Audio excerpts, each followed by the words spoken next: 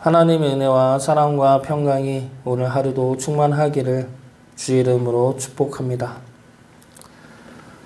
이명환 작가님이 지은 중동전쟁이라는 책을 보면은 제목 밑에 이런 가제가 달려 있습니다.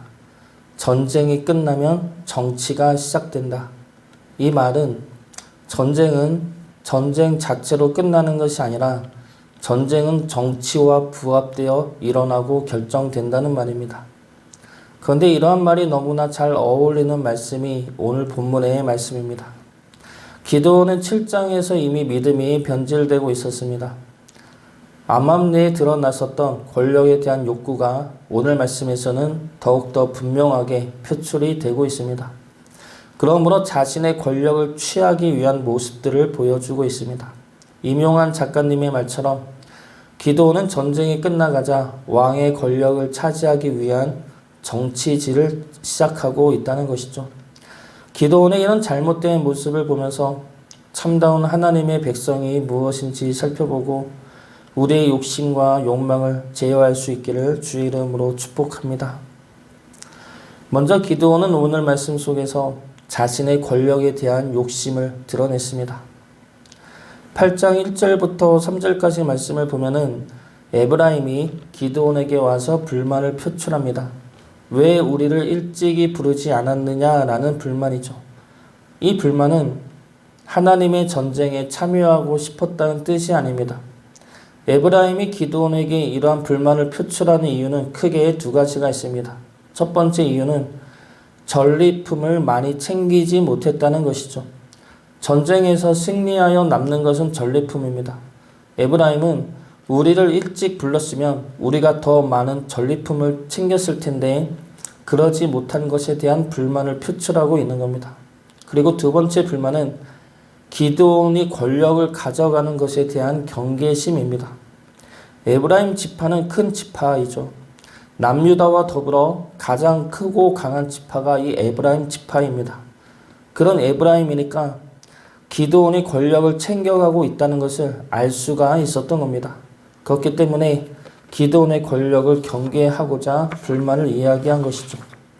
이에 기드온이 지혜로운 대답을 합니다. 내가 한 것보다 당신들이 한 것이 더 크고 훌륭한 일입니다.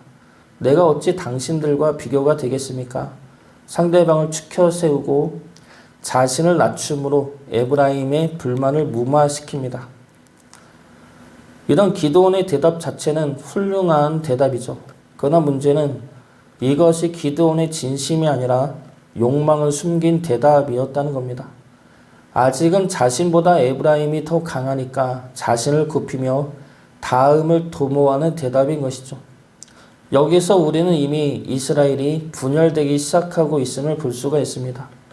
자신의 야심과 야망을 숨기고 있는 기드온과 그런 권력의 야심을 경계하는 에브라임 모두 하나 되지 못하고 있습니다.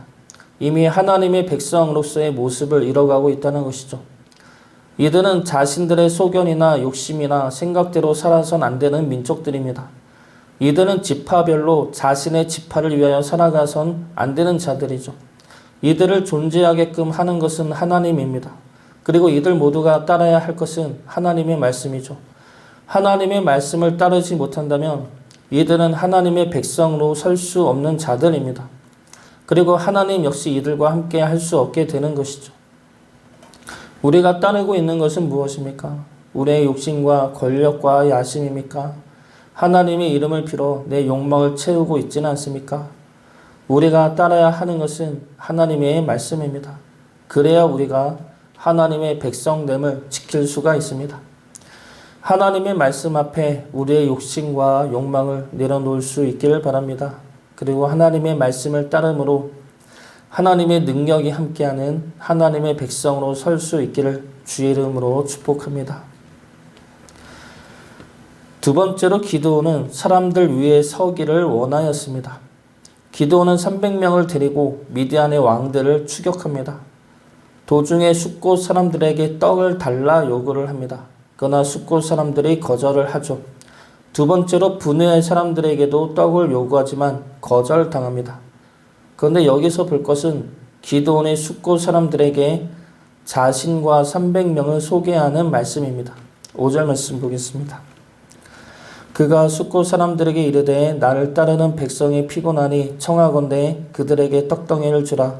나는 미디안의 왕들인 세바와 살문나의 뒤를 추격하고 있노라 하니. 여기서 기드온은 자신과 함께하는 300명을 나를 따르는 백성이라 소개하고 있습니다. 이것은 이미 300명의 군사를 나의 부하라 생각하고 칭하고 있다는 것이죠. 그러면서 그들을 위해 떡을 달라 말하는 것은 이들의 우두머리로 내가 서겠다는 것입니다. 그러므로 그들의 힘을 내 힘으로 삼겠다는 것이죠. 그러나 하나님은 300명을 기드온의 부하라 칭하지 않습니다. 사사기 7장 2절을 보면은 여호와께서 기드온에게 이르시되 너를 따르는 백성이란 말씀이 나옵니다. 그러나 이 말씀의 히브리어를 문자적으로 해석하면 너와 함께 하는 백성이 됩니다. 그리고 성경은 이들을 기드온의 부하가 아니라 기드온과 함께 하는 자로 표현하고 있습니다. 7장 19절에서도 그랬고 8장 4절에서도 이들을 기드온과 함께 하는 자로 표현하고 있습니다. 그런데 5절을 보면은 기드온은 이들을 나와 함께 하는 자가 아니라 나를 따르는 백성이라 말하고 있습니다. 나를 따르는 백성으로 쓰인 이 히브리어를 문자적으로 해석하면 내 발에 있는 백성이란 뜻입니다. 내 발에 있다는 이 표현은 보통 동물이나 누군가의 지배를 받고 있는 사람을 뜻할 때 쓰이는 표현이죠. 기드온은 이 말을 통해 300명을 내 발에 있는 자들, 내 말을 따르는 자들, 내 부하로 삼아 버린 것입니다. 하나님이 함께하라고 붙여준 이 300명을 내 부하로 삼아버리고 내 힘을 위해 이용하고 있다는 것이죠. 그러므로 기도는 하나님의 백성들 사이에서 차별과 계급을 만들어내고 있다는 겁니다. 꼰대 문화라는 말이 있습니다. 여기서 꼰대란 직장 내 권위를 이용하여 나이 어린 부하 직원을 상대로 자신의 의견과 경험을 강요하는 사람을 말합니다. 꼰대 문화에서 파생된 키워드가 상명하복, 불통, 답정너, 나이도 어린 것이 라떼는 말이야. 이런 말들이죠. 자율성과 인권을 중시하는 MZ 세대들에게는 특히 더 거부감을 주는 이들이 이러한 자들입니다. 그런데 꼰대는 나이 든 자만을 이야기하는 것이 아니죠. 어리다 하더라도 자신의 직급과 권위를 이용해서 부하 직원들을 하대하고 자신의 주장과 의견을 강요하는 이들 모두가 꼰대라고 할 수가 있겠습니다. 이 꼰대들의 특징 중에 하나는 위계의 질서가 있다는 것이죠. 사람마다 계급이 있고 차별이 있고 직급이 있고 그에 따라 힘과 영향력이 다르다는 겁니다. 그러므로 내가 힘이 있다 생각하면 밑에 있는 이들에게는 함부로 해도 된다는 생각이죠. 사람을 평등한 존재로 보지 않고 위아래로 보고 있다는 겁니다. 이러한 생각은 하나님의 생각과 반대되는 생각들입니다. 우리는 하나님 안에서 모두가 동등하며 존귀한 자들입니다. 어느 누구도 어떠한 이유로 인해 차별받거나 지배받거나 억압받을 이유는 없습니다. 사람은 어느 누구도 사람 위에 설 수 없고 사람 밑에 서서도 안 됩니다. 그 사람은 우리 눈에 보기엔 약해 보이고 없어 보이고 답답해 보여도 하나님이 함께 하시는 하나님의 존귀한 자녀들입니다. 사람 모두를 하나님이 함께 하시는 하나님의 존귀한 자녀로 바라볼 수 있기를 바랍니다. 약한 사람이나 악한 사람이나 힘이 없는 자들이나 힘이 있는 자들이나 하나님으로 인해 동등하면서도 존귀한 자로 여길 수 있기를 바랍니다. 그러한 자로 서서 그러한 마음으로 사람들을 대할 수 있기를 주의 이름으로 축복합니다.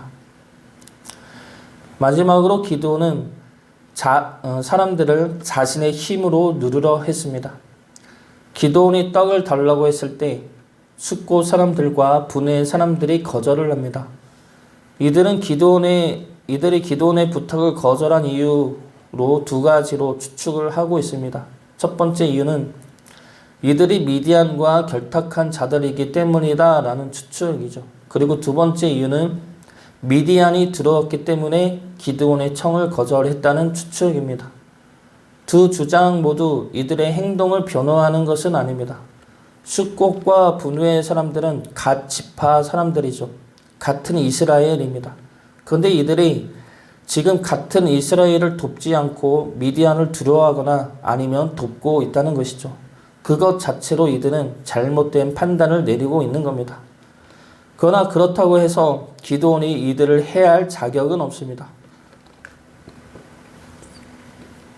기드온은 이들이 떡을 거절하자 저주를 합니다. 내가 미디안 왕들을 잡고 돌아오는 길에 너희들 모두를 죽일 것이다 말하죠.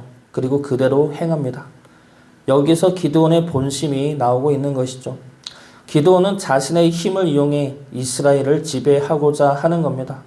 그래서 자신보다 약하면서 자신을 따르지 않는 이들은 자신이 가진 힘으로 억압하고 지배하면서 필요하면 가혹한 징벌까지 행합니다. 그 이유가 무엇입니까? 자신의 권력을 누리기 위해서라는 것이죠. 자신이 사람들 위에 서서 강한 힘을 누리고 싶어 하기 때문입니다. 하나님은 우리에게 힘과 능력을 주셨습니다. 그런데 그 힘과 능력이 사람을 지배하고 억압하기 위해 준 것이겠습니까? 예전에 학교에서 공부하면서 하는 말이 공부해서 남주냐라는 말을 많이 들었습니다.